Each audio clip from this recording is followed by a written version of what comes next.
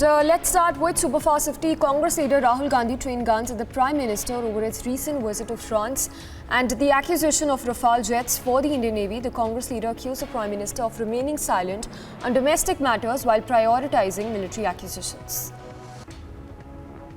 Union Minister Smriti on Saturday called Rahul Gandhi a frustrated dynast who mocks India when the Prime Minister receives national honour. Her reaction came after Rahul Gandhi hit out at the Prime Minister for staying silent over the situation in Manipur, highlighting that European Parliament is raking up the Manipur issue. Meanwhile, several new allies and some former ones, including the LJP leader Chirag Paswan, may attend the BJP-led NDA meeting that is slated to be held on 18th of July. The Hindustani Awam Morcha founder and National President Santosh Suman will attend the NDA Alliance meet that is slated to take place on 18th of July in the national capital. Congress leader Rahul Gandhi has moved Supreme Court challenging Gujarat High Court order that was passed on 7th of July in connection with the 2019 defamation case.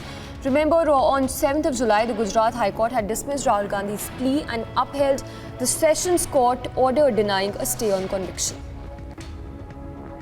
Prime Minister Modi held talks with the UAE President to further deepen the multifaceted bilateral ties between the two countries.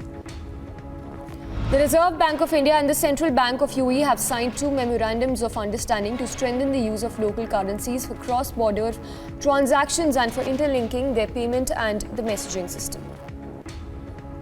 Prime Minister Modi lauded the bilateral trade between the two nations. The Prime Minister also mentioned that India is focusing on boosting its UPI systems abroad and assured that the India and UAE partnership shall open new doors for opportunity as well as investment.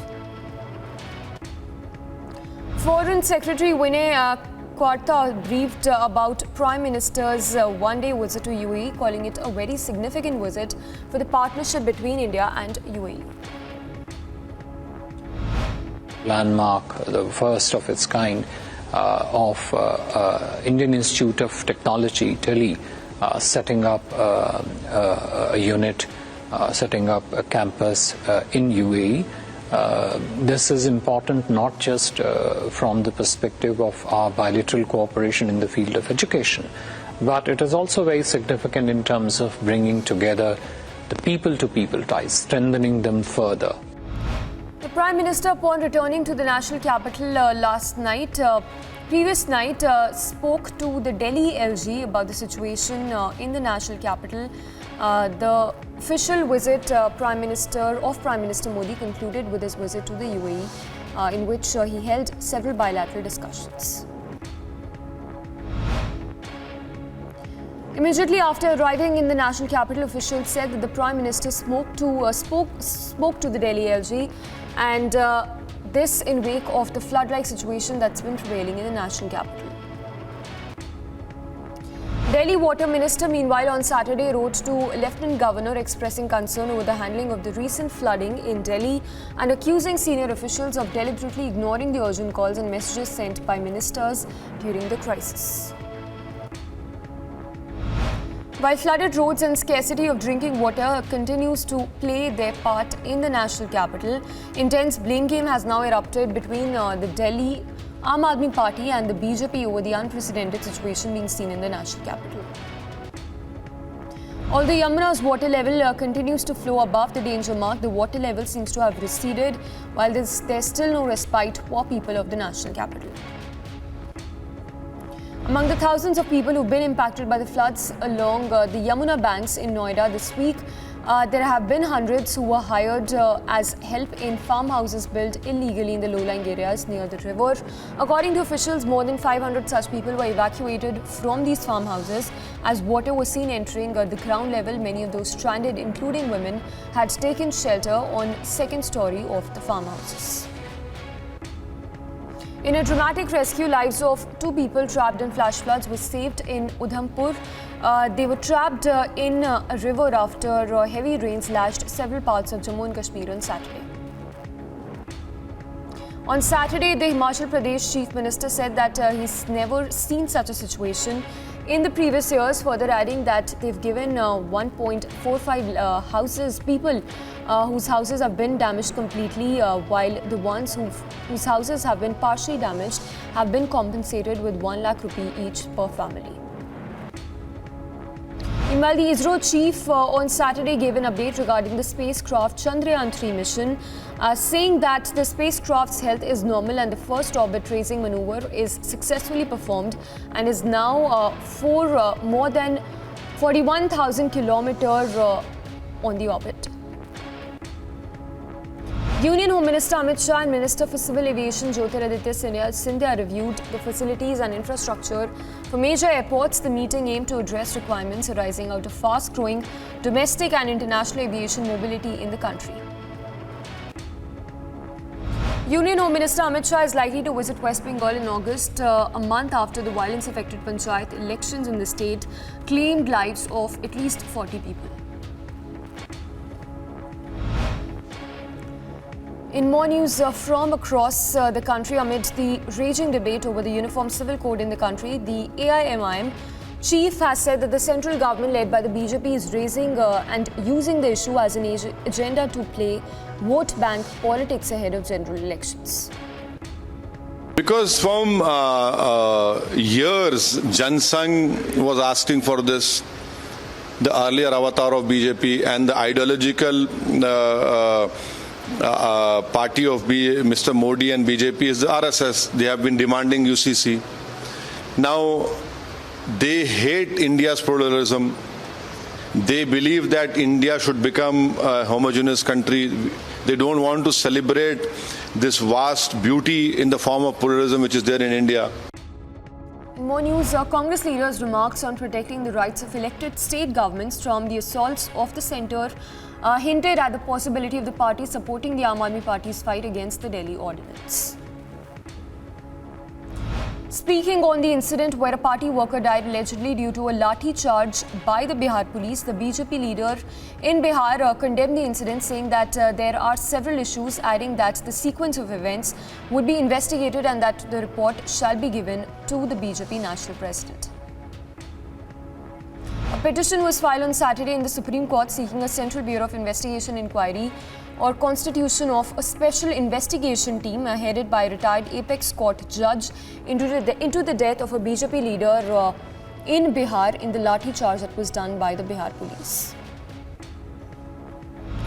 BJP leader Ravi Shankar Prasad on Saturday said that the lathi charge on the BJP workers during a protest in Patna was a revenge by the Bihar government on the party workers for asking resignation from the Deputy Chief Minister of the state. A passenger on board AI 301 operating Sydney to Delhi on 9th of July behaved in an unacceptable manner during the flight despite verbal and written warnings, causing distress to other passengers, which included one of the staff of the airlines as well. Two wagons of a goods train derailed between two railway stations on the Jaipur-Madan section of the Jaipur division. Due to this derailment, the train services were disrupted on this route for some time.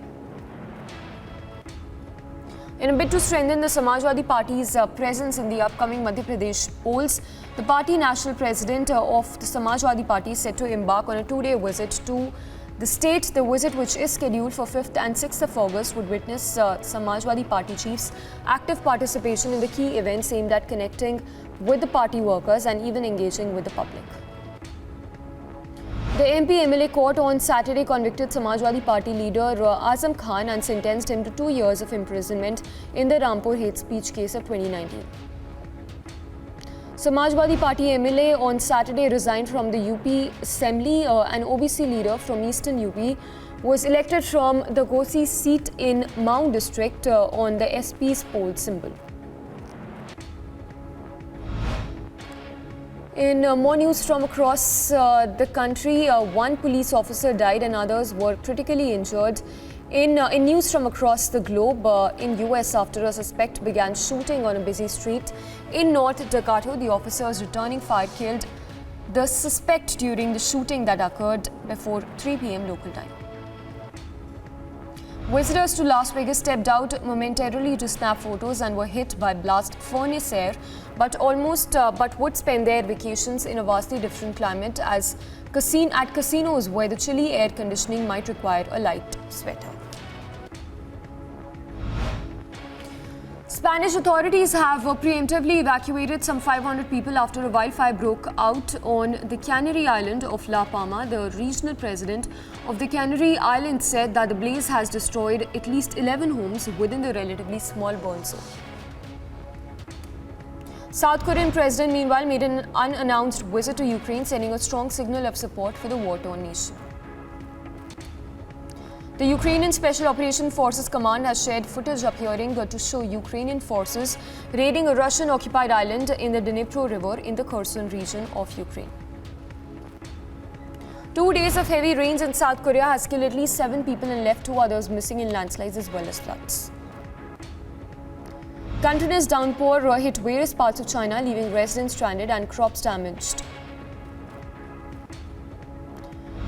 Vermonters worked to dry out homes and businesses damaged by historic flooding, but kept an eye on the horizon with another round of storms forecast for the weekend. Hundreds of flights across Italy were cancelled, forcing travellers at the peak of tourist season to make alternate plans after air transport unions went ahead with a planned strike 2 days after a train strike paralysed the rail service in the region. Peruvian government on Friday called for a calm ahead of planned protests in the country next week. Head of the cabinet made the announcement from the presidential palace as police officers started barricading it ahead of a general protest call by the locals. And in news from the world of sports, Suhas Anil Kushare grabbed silver for India at the Asian Athletics Championship in men's high jump final. The Indian women's hockey team will face off against China on Sunday in the first game of the Germany tour, where they would be playing 3 matches starting 16th of July till the 19th. And the Tokyo 2020 Olympic silver medalist Mirabai would lead a 5-member Indian contingent at the World Weightlifting Championship in Riyadh. The Riyadh event will be a qualifying event for the 2024 Paris Olympics and would be held starting 4th of September till the 17th.